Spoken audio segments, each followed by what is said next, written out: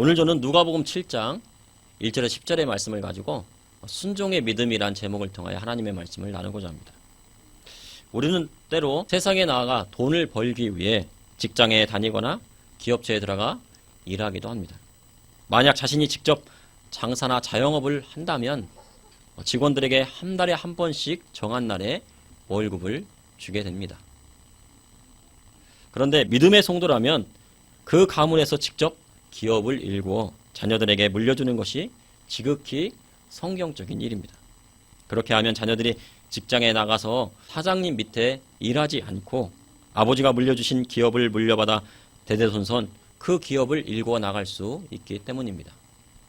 그렇지만 많은 사람들이 아버지가 물려주신 기업보다는 기업체나 나라에 속하여 녹을 먹는다거나 아니면 사장님 밑에서 월급을 받습니다. 그러나 어찌 되었든 믿는 성도는 어디를 가든지 자신보다 높은 분에게 순종을 해야 됩니다. 먼저 믿는 자는 하나님께 순종해야 합니다. 그리고 낳아주시고 길러주신 부모님께 순종해야 합니다. 그 다음 직장에서 상사에게 순종해야 합니다. 10계명에서 1에서 4계명까지 하나님 앞에 순종하는 방법이 나와 있습니다. 그리고 이렇게 하나님을 사랑하고 주님의 계명을 지키는 자는 천대에 이르는 은혜를 받게 될 것이라고 하나님께서 말씀하셨습니다. 그리고 5계명에는 내 부모를 공경하라 하셨습니다. 에베소서 6장 1절에 3절에 보면 자녀들아 주 안에서 너희 부모를 순종하라. 이것이 옳으니라. 내 아버지와 어머니를 공경하라. 이것이 약속 있는 첫 계명이니 이로써 내가 잘되고 땅에서 장수하리라. 이 땅에서 잘되는 방법은 믿는 자나 믿지 않는 자나 공통으로 부모님을 공경하면 땅에서 잘되고 장수의 복을 누리게 되는 것입니다. 에베소서 6장 5절에서 7절에 보면 종들아 두려워하고 떨며 성실한 마음으로 육체의 상전에게 순종하기를 그리스도께 하듯 하라. 눈가림만 하여 사람을 기쁘게 하는 자처럼 하지 말고 그리스도의 종들처럼 마음으로 하나님의 뜻을 행하고 기쁜 마음으로 섬기기를 주께 하듯 하고 사람들에게 하듯 하지 말라. 이는 사람이 무슨 선을 행하든지 주께서 그대로 받으시기 때문입니다. 자신이 사장이 되어 아랫사람을 종처럼 부리면 그의 자녀가 다른 사람의 종이 되어 부림을 받게 되는 것입니다. 그러나 종이든 자유인이든 기쁜 마음으로 주 앞에서 선을 행하면 하나님께서 그 선을 그대로 갚아주시는 것입니다. 오늘 본문을 보니 우리 주님 앞에 이방인으로 순종의 믿음을 보인 한 사람이 있었습니다. 그는 이스라엘 사람이 아니었습니다. 로마 군대의 백부장으로 예수님께 순종의 믿음을 보였습니다. 주님은 그의 믿음을 놀랍게 여기셨고 그의 소원을 들어주셨습니다. 오늘 백부장의 믿음을 통해 이 시대를 살아가는 성도들이 깨달아야 할 것은 무엇인지 하나님의 말씀을 여러분과 나누고자 합니다.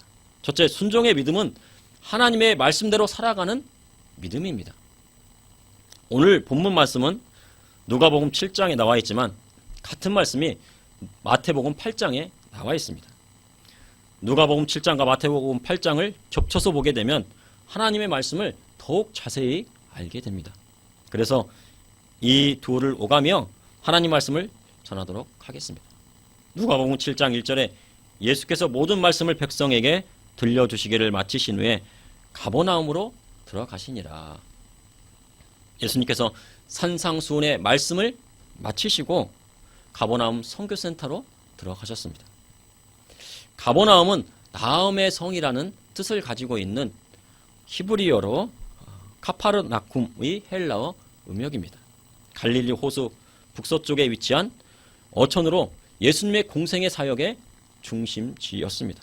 그리고 그곳에는 베드로의 집이 있었습니다. 이렇게 북쪽에는 가버나움 선교센터가 있었고 이스라엘 남쪽에는 예루살렘 근처에 베다니가 있었습니다. 주님 갈릴리를 가실 때에는 가버나움 선교센터에 들어가셨고 예루살렘을 방문하실 때에는 베다니의 나사로의 집에 가셔서 쉬기도 하셨고 기적을 베풀어 주셨습니다. 이렇게 주님처럼 믿음의 성도에게도 신앙의 근거지가 있어야 합니다. 하나님 앞에 예배하고 말씀 듣고 찬양하고 기도하는 그곳이 바로 주님의 몸된 교회인 것입니다. 그래서 교회는 믿음의 공동체가 됩니다. 누가복음 7장 2절에 3절에 어떤 백부장이 사랑하는 종이 병들어 죽게 되었더니 예수의 소문을 듣고 유대인의 장로 몇 사람을 예수께 보내어 오셔서 그 종을 구해 주시기를 청한지라. 예수님께서 가버나움 선교센터에 가셔서 쉬고 계실 때 사람들이 어떤 백부장의 종이 병들어 죽게 되었다고 말합니다. 그런데 2절과 3절의 말씀을 보면 많은 의문점이 생기게 됩니다.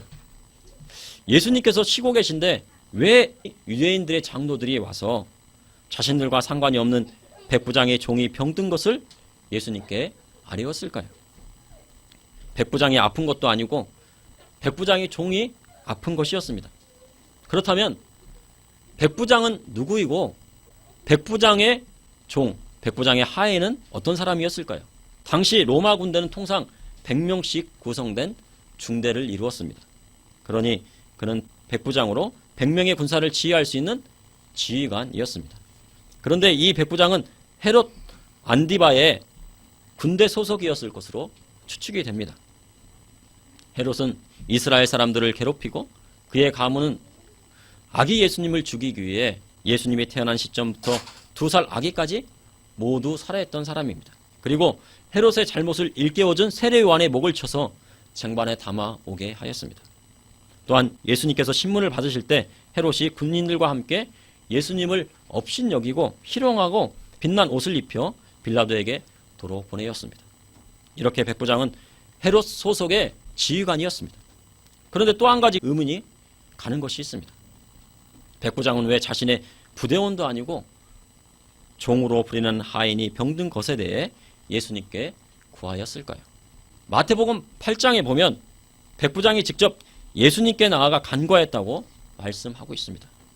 백부장이 주여 내 하인이 중풍병으로 집에 누워 몹시 괴로워하나이다. 당시 노아법에 의하면 종은 주인의 소유물에 불과합니다.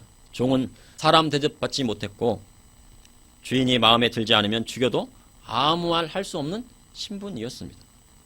그런데도 백부장은 하인이 중풍병에 걸려 움직이지 못하자 자신이 병에 걸린 것처럼 괴로워했던 것입니다.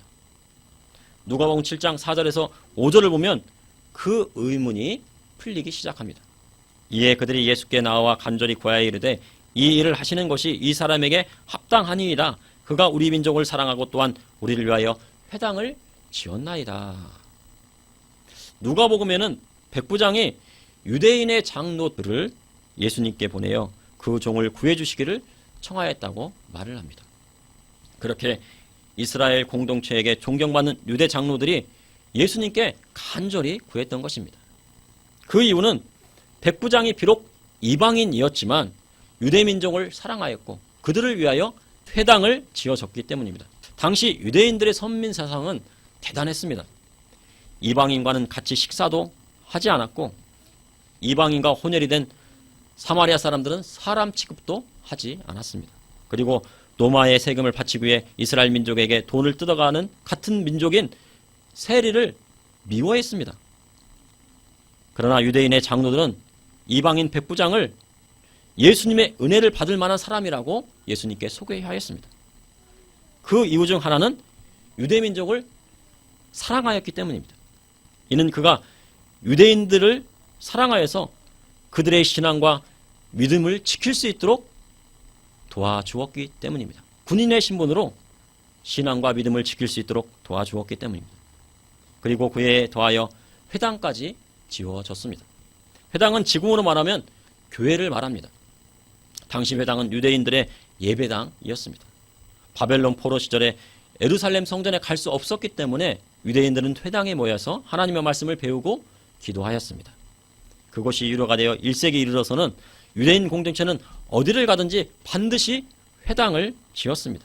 그래서 사도 바울은 전도 여행 당시 회당을 돌아다니며 그리스도의 복음을 전하는 것입니다. 이렇게 백부장은 유대인들에게 회당 즉 교회를 지어 주었습니다. 이는 백부장에게 하나님을 믿는 믿음이 있었기 때문입니다. 교회를 지어준다는 것은 보통 믿음이 있지 않고서는 지어줄 수 없는 것입니다. 교회에는 여러 성도의 헌금이 모여 세워지기도 하지만 백부장이 한 것처럼 한 명이 드린 헌금으로 세워지기도 합니다. 그런데 그 회당의 운영은 지어준 사람이 하는 것이 아니라 유대인의 장로들에게 맡겨졌습니다. 회당의 전통대로 유대인의 장로들이 그 회당을 운영하게 됩니다. 그러니 하나님의 말씀을 진실하게 따르는 백부장을 위해 유대인들의 장로들이 가서 예수님께 간청한 것입니다. 또한 백부장은 구약 성경에 있는 하나님의 말씀을 알고 있었고 실천하고 있었을 것으로 추측이 됩니다. 출애굽기 21장에 종에 관한 법이 있습니다. 히브리 종을 사면 6해 동안 주인을 섬기게 하고 7회째에는 그 종을 풀어줍니다. 아무 대가 없이 자유인이 되게 하였습니다. 종이 단신으로 왔으면 단신으로 나가고 장가 들어서 종이 되었으면 그와 함께 나갑니다. 만약 상전이 그 종에게 아내를 주었으면 그 아내와 자식은 상전에 속하고 종은 단신으로 나가야 합니다.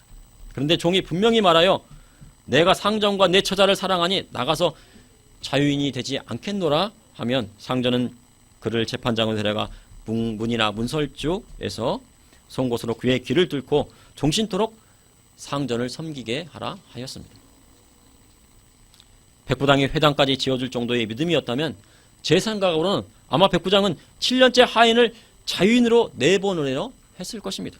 그러나 하인은 백부장을 사랑하고 그의 처자를 사랑하여 종신토록 상전을 섬기기 위해 마음먹었던 것 같습니다. 그러니 얼마나 백부장은 그 종을 사랑하였겠습니까? 유대 장로들은 백부장의 믿음을 보고 예수님께 나아가 간절히 백부장의 종을 고쳐주시길 구한 것 같습니다. 그러므로 순종의 믿음이란 하나님 말씀대로 살아가는 것입니다. 둘째, 순종의 믿음이란 주님이 오라 하시면 오고 가라 하시면 가는 믿음입니다. 예수님이 장로들의 말을 듣고 백부장의 하인을 고쳐주시기 위해 가셨습니다. 그의 집은 멀지 않았다고 성경에 기록되어 있습니다. 그런데 백부장이 벗들을 보내어 주여 수고하시지 마옵소서 내 집에 들어오심을 나는 감당하지 못하겠나이다. 그러므로 내가 주께 나아가기도 감당하지 못할 줄 알았나이다. 이 말씀 자체만 보면 백부장은 예수님께서 오시고 계신데 당돌하게 예수님의 오심을 거절한 것처럼 보입니다. 그런데 백부장의 말은 그런 뜻이 아니었습니다. 백부장의 말은 저는 주님을 내 집에 모셔드릴 만한 자격이 없습니다 라고 한 것입니다. 다시 말하면 주여 저는 죄인입니다. 주님같이 귀하신 분이 어찌 나 같은 죄인의 집에 오신단 말입니까? 그러니 말씀만 하사 내 하인을 낫게 하소서라는 백부장의 겸손한 마음이 들어있는 것입니다. 백부장의 고백을 보면 세례 요한의 고백을 떠오르게 됩니다. 내 뒤에 오시는 이는 나보다 능력이 많으시니 나는 그의 신들기도 감당하지 못하겠노라 하였습니다. 그리고 주님을 처음 만난 베드로는 주님 앞에 무릎 꿇고 주여 나를 떠나소서 나는 죄인이로소이다. 이는 메시아이신 예수님을 처음 만난 사람들의 믿음의 고백입니다. 우리가 주님을 처음 만났을 때 어떤 고백을 드렸습니까? 주여 저는 죄인입니다. 주여 저의 죄를 용서해 주세요. 모든 죄를 회개할 때 주님 만나고 위로해 주시고 은혜 주시고 성령도 주셨습니다. 성령 받았습니다. 그것이 하나님의 은혜인 것입니다. 오늘 백부장은 그것을 깨닫고 있었던 것입니다. 누가복음 7장 8절에 나도 남의 수하에 든 사람이요 내 아래에도 병사가 있으니 이더러 가라 하면 가고 저더러 오라 하면 오고 내 정도로 이것을 하라 하면 하나이다. 이것이 순종의 믿음입니다. 백부장도 위로는 천부장이 있습니다. 천부장 아래에는 1000명의 병사가 있습니다. 그리고 백부장 자신도 아래에 100명의 병사가 있다고 말하며 병사에게 가라 하면 가고 저더러 오라 하면 오고 내 정도로 이것을 하라 하면 한다고 예수님께 말씀드렸습니다. 군대는 상명하복의 문화가 있습니다. 상명하복은 윗사람이 명령하면 아랫사람이 그대로 그것을 따르게 되어 있습니다. 이번 청해부대 코로나로 인해 뉴스에서 많이 보도되고 있습니다. 청해부대 문무대항함 승조원들은 서아프리카까지 가는 무리한 작전을 수행했던 것으로 알려지고 있습니다. 그리고 코로나 백신마저 맞지 못하고 근무한 것으로 드러나서 많은 충격을 주고 있습니다. 그런 와중에 공중 구비기가 급파되어 승조원들을 모두 우리나라로 후송하였고 문무대항함은 다른 팀들이 인수하여 몰고 오고 있다고 합니다. 일부 승조원들은 증세가 심하지 않은 우리가 직접 문무대항함을 끝까지 이끌고 우리나라에 가야 하는 것이 아니냐고 말하며 눈물을 흘렸다고 합니다. 군인 정신은 그런 것입니다. 무리한 작전 지시가 내려와도 그것을 따르는 것이 군인입니다. 자신에게 맡겨진 군함을 끝까지 지키고자 하는 것이 군인 정신인 것입니다. 오늘 백부장은 자신은 가이사에게 충성하는 군인이 아니라 헤롯에게 충성하는 군인이 아니라 우리 예수님의 명령을 따르는 군인임을 주님께 말씀드린 것입니다. 그러므로 순종의 믿음이란 주님이 오라 하시면 오고 가라 하시면 가는 것이 믿음입니다. 셋째, 순종의 믿음이란 주님의 말씀을 변질시키지 않는 믿음에서 옵니다. 마태복음 8장 10절에 예수께서 들으시고 놀랍게 여겨 다른 자들에게 이르시되 내가 진실로 너에게 이르노니 이스라엘 중에 아무에게도 이만한 믿음을 보지 못하였노라. 주님은 백부장의 말을 들으시고 놀라워하셨습니다. 성육신 하신 예수님은 인간의 모든 감정을 가지고 계셨습니다. 그러니 주님은 놀라셨을 정도로 백부장의 믿음이 얼마나 좋았는지를 알 수 있는 부분입니다. 예수님은 백부장의 믿음을 보시고 그 하인을 낫게 하셨습니다. 예수께서 백부장에게 이르시되 가라 내 믿음대로 될지어다 하시니 그 즉시 하인이 나으니라 하셨습니다. 백부장의 믿음은 순종의 믿음이었습니다. 우리나라에도 백부장과 같이 순종의 믿음을 보인 한 청년이 있었습니다. 그는 평안북도 정주에 모슴살이를 하던 청년이었습니다. 그는 눈에 총기가 있고 빠른 동작과 그리고 총명한 청년이었습니다. 새벽부터 일찍 마당을 쓸고 스스로 일을 찾아서 했습니다. 그리고 아침이면 주인의 요강을 깨끗이 씻어 햇빛에 말려 안방에 들여놓았습니다. 그런데 요강이 무엇인지는 아시죠? 주인은 청년을 머슴으로 두기에 너무 아깝다는 생각을 하게 되었습니다. 그래서 그를 평양에 있는 숭실대학에 보내었습니다. 공부를 마친 청년은 고향에 내려와 오산학교의 선생님이 되었습니다. 요강을 씻어 숭실대학에 간 그가 민족의 독립운동가 조만식 선생님입니다. 후에 사람들이 물었습니다. 머슴이 어떻게 대학에 가고 선생님이 되고 독립운동가가 되었습니까? 조만식 선생님은 주인의 요강을 깨끗이 씻는 정성을 보이라고 말했습니다. 남의 요강을 닦는 겸손과 자기를 낮출 줄 아는 아량이 조만식 선생님을 낳은 것입니다. 이러한 조만식 선생님은 기독교인이었고 산정연교회의 장로가 되었습니다. 순종의 믿음이란 작은 것부터 실천하는 것입니다. 주님은 이스라엘 백성 중에서 백부장 같은 믿음을 보지 못했다고 하시며 덧붙여 마태복음 8장 11절에서 12절에 말씀하셨습니다. 또 너에게 이르노니 동서로부터 많은 사람이 이르러 아브라함과 이삭과 야곱과 함께 천국에 앉으려니와 그 나라의 본 자손들은 바깥 어두운 데 쫓겨나 거기서 울며 이를 갈게 되리라. 예수님은 백부장의 믿음을 말씀하시며 동서로부터 많은 사람이 이르러 아브라함과 이삭과 야곱과 함께 천국에 앉을 것임을 강조하여 말씀하셨습니다. 이는 백부장과 같은 믿음을 가지고 예수님 말씀에 순종하는 많은 이방인들이 구원받고 천국에 이를 것임을 예언하신 것입니다. 주님의 그 말씀은 지금 그대로 이루어지고 있습니다. 그러나 그 나라의 본 자손, 즉 그리스도의 복음의 말씀을 듣고 따르지 않는 이스라엘 백성은 바깥 오동교에 쫓겨나 거기서 울며 이를 갈게 되리라 하셨습니다. 이는 아무리 아브라함의 자손이라 하여도 예수 그리스도의 복음의 말씀을 믿지 않고 따르지 않는 자들은 지옥에 들어가게 됨을 말씀하신 것입니다. 예수님께서는 오늘 본문 말씀처럼 가버나움에서 많은 기적을 베풀어 주셨습니다. 베드로의 장모의 열병을 치료하셨고 들것에 실려온 중풍병자를 고쳐주셨고 왕의 신하의 아들을 치유하셨습니다. 그리고 많은 복음의 말씀을 증거하셨던 현장입니다. 그러나 가버나움 사람들은 회개하지 않았습니다. 마태복음 11장 23절에서 24절에 가버나움아 내가 하늘에까지 높아지겠느냐? 음부에까지 낮아지리라. 내게 행한 모든 권능을 소돔에게 행하였더라면 그 성이 오늘까지 있었으리라. 내가 너희에게 이르노니 심판날에 소돔 땅이 너보다 견디기 쉬우리라 하시니라. 가버나움 사람들은 다른 지역에 비해 예수 그리스도의 말씀을 더 많이 들었고 기적의 현장을 직접 체험하고 보았습니다. 그러나 그들은 그리스도의 복음의 말씀을 따르지 않았고 그렇게 살지도 않았고 회개하지도 않았습니다. 그러니 예수님이 심판날에 소돔 땅이 가버나움보다 견디기 쉬우리라 하신 것입니다.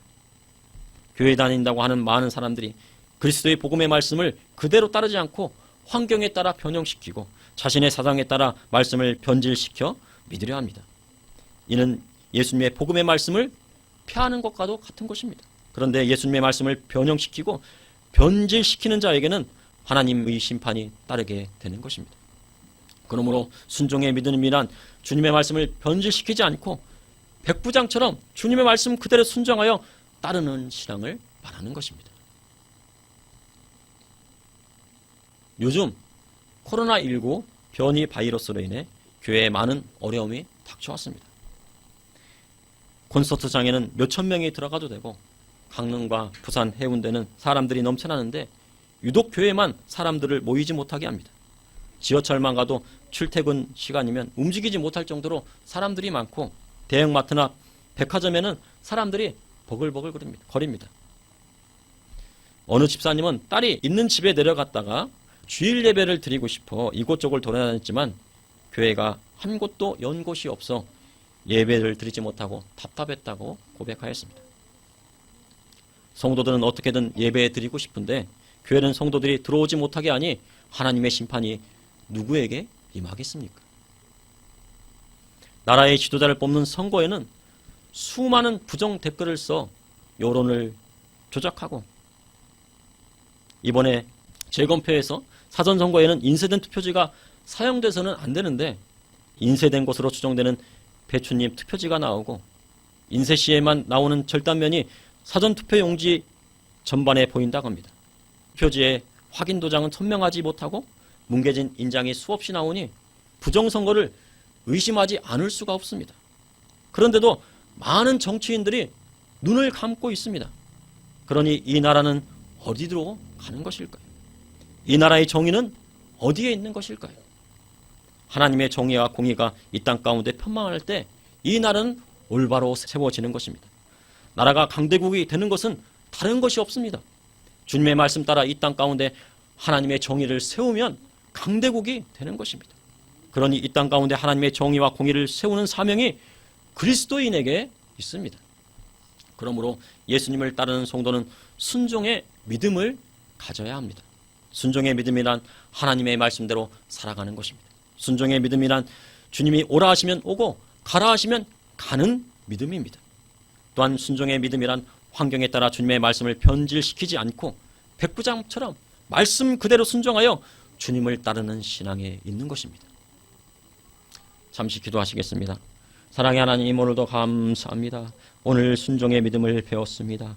아버지 하나님, 백부장처럼 오라 하면 오고 가라 하면 가고 주님께서 말씀하시는 말씀대로 따라가는 신앙인이 되게 하여 주시고, 주님, 이 땅 가운데 많은 예수 믿는 성도들이 하나님의 정의와 공의를 세상에 외칠 수 있도록 인도하여 주시고, 거짓된 것들, 부정한 것들을 외치고 하나님의 말씀대로 정결하게 만들 수 있도록 인도하여 주시옵소서. 우리 한국교회 다시 일어서야 합니다. 아버지 하나님, 예배드리지 못하는 곳이 많고 성도님들이 예배드리고자 하나 문이 닫힌 곳이 많다고 합니다. 아버지 하나님, 불쌍히 여겨주시고 긍휼히 여겨주시고 다시 한번 하나님의 정의와 공의가 이 땅 가운데 편만할 수 있도록 인도하여 주시옵소서. 아버지여, 그리하여서 이 나라가 예수님 믿는 나라, 또한 하나님의 정의가 편만한 나라, 하나님의 공의가 이 땅 가운데 온전히 이루어지는 나라가 되게 하여 주셔서 마지막 때 이 대한민국을 사용하셔서 전 세계 땅끝까지 이르러 주의 복음이 증거되는 역사가 일어나게 하여 주시옵소서. 예수님의 이름으로 기도합나이다. 아멘.